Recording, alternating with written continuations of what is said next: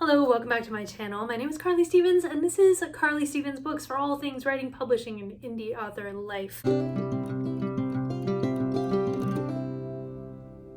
So you, like me, might set reading goals. I suspect that you do throughout the year, and now that we're coming up upon the end of the year, if you haven't yet reached those goals, no shame. We all go through phases. I know I am both an English teacher and an author, and there were about 2 years where I read almost nothing for pleasure.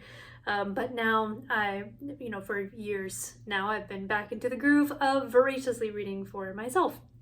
So I read not only one genre, but I read pretty widely. So what I want to offer you today is a smattering of short reads that can help you to reach your reading goals and satisfy just the yearning for a good story.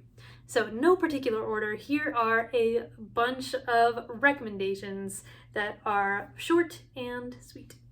Okay, so again, no particular order. We're starting off with something kind of random. So Sherlock Holmes. Yes, this is a brick. Don't read the entire brick. I've read all of Sherlock Holmes stories. What I would recommend is Hound of the Baskervilles, which is about yay big. It's much smaller. It is really engaging. It has some horror elements, but it's mostly just a really fun Victorian mystery. So if you haven't read any Sherlock Holmes, give it a shot. Hound of the Baskervilles is where I would begin. Next is also a classic. Not all of these will be classics. If you're coming from my other channel, English Nerd, you know that I have made lots of classic recommendation videos, and so some of these inevitably are going to be classics, but trust me, there is a huge variety in the stories that I've chosen here. The Picture of Dorian Gray by Oscar Wilde. If you are somebody who really likes that deep, dark, gothic, dark academia aesthetic. This one doesn't take place in a school, but it's about a guy who sells his soul for the ability to remain young and beautiful forever. So you can imagine what somebody who is young, beautiful, and soulless might do. It's not a pretty picture, but actually the book itself is very, very pretty if you like that kind of gloriously deep, beautiful prose. Okay, next up is for the authors out there, because I assume that that is pretty much all of you. Seven Figure Fiction. I did a whole video about this book and my kind of mixed reactions to it, but as time has gone on, I find that the concept of adding butter to a story has actually been something that has changed the way that I approach different chapters or editing or even my concepts of stories, and it's been pretty helpful. So even though this is generally geared toward romance writers, it is definitely something that can apply to anybody. Even as I'm writing these literary retellings, I can use a bunch of the concepts found in this small but mighty book by Theodora Taylor.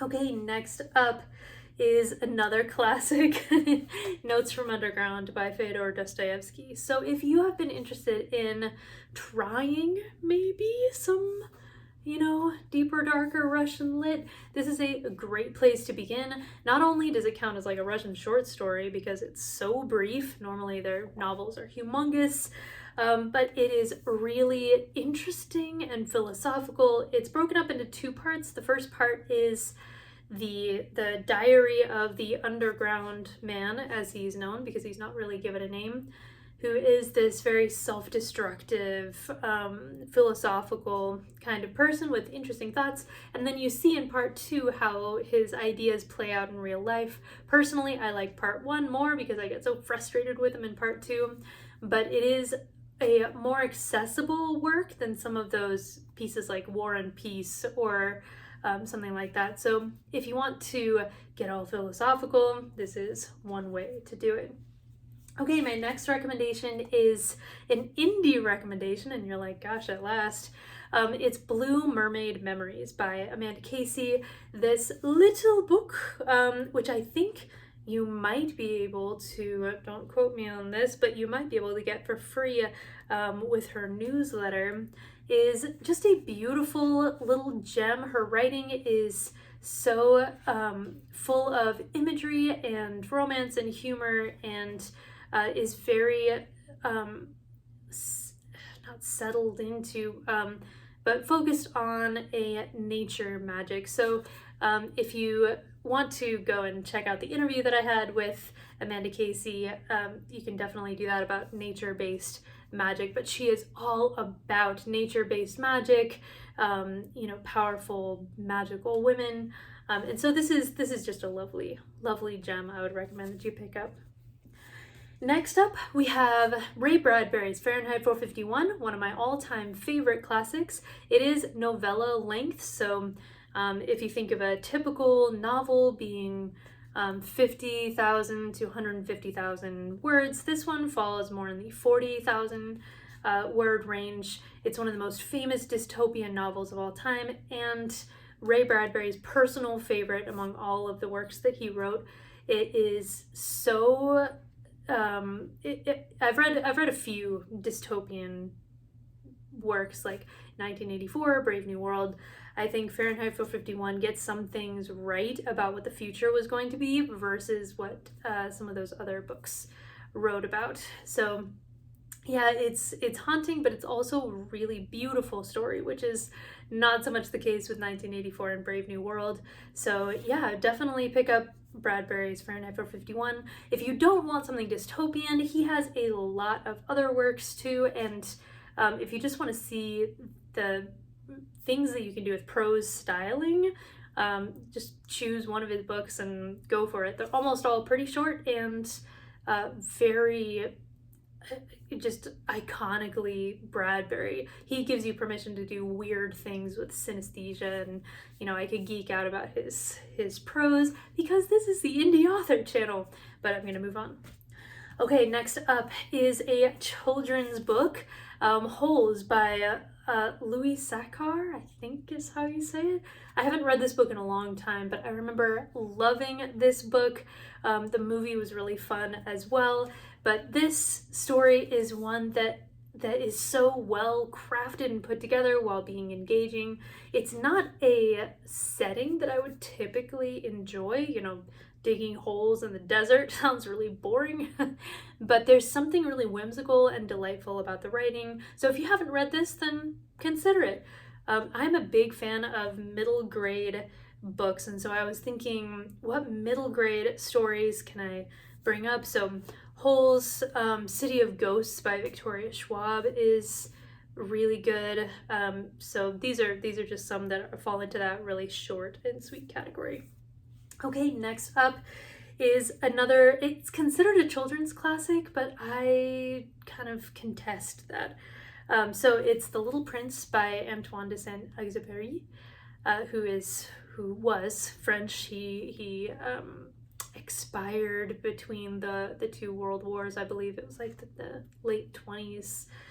His plane crashed, if I remember correctly, which is only relevant because the frame device of this very odd story is that there is a pilot, an adult male pilot, who crashes in the Sahara and encounters this little prince who has journeyed from the asteroid where he lived, and so it is so weird. The story shouldn't work.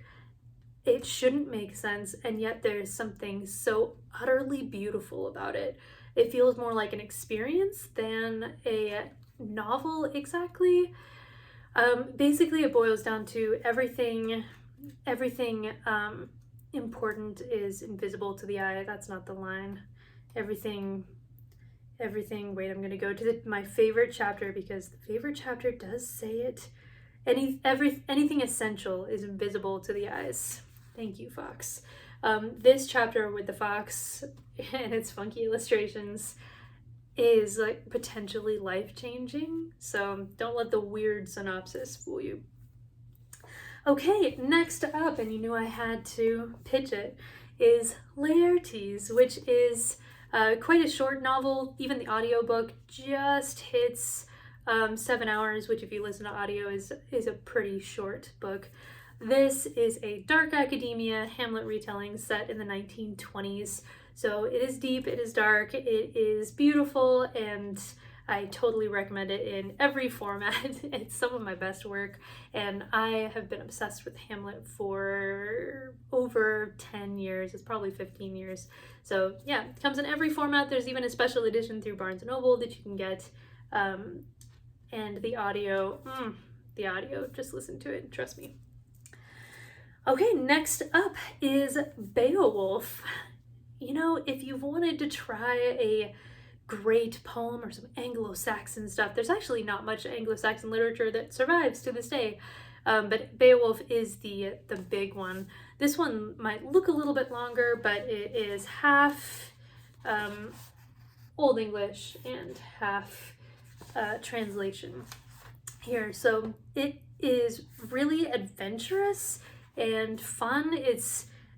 Fun is maybe a bit of a stretch. It has this lofty, epic style to it, but Beowulf does fight multiple monsters, and it just feels very, when you think about knights in shining armor, there's this kind of manliness to it, in the stereotypical sense, but it is really fun. And then the end makes you really reframe everything that you've read before, and it ends on this very thoughtful note. So it has a few things going on. So again, if you don't read a lot of classics but you're interested in trying one, this one is more accessible. There are a few passages where the author, who's anonymous and is probably edited by some monks later on, if you want to get into it. But there are some passages where it gets into some of the Anglo-Saxon history and it gets a little name heavy, but those portions tend to be pretty short. And if you have some helpful footnotes, then it actually does add quite a bit to the story. The majority is monster fighting and that kind of feeling. So yeah, check it out. Okay, couple more. Next one is An Enchantment of Ravens by Margaret Rogerson. This one is a full-length novel, but it is only just, I would guess it's like in the 55,000 word range for you word count nerds out there like me. And this one took me by surprise. I'd heard about this story, but it is just the most autumny. It's just like an autumn dream. So I know that it's wintertime, but it gives you the smells, the feeling. It has a romance at the heart of it. The whole thing is magical. It was short, but this one is a new autumn favorite for me. So yeah, I would definitely recommend An Enchantment of Ravens by Margaret Rogerson. Okay, and then last, but definitely not least, let's not forget that there are graphic novels out there that do count as books. So one of my very, very favorites, I am kind of obsessed with this series, is Lore Olympus.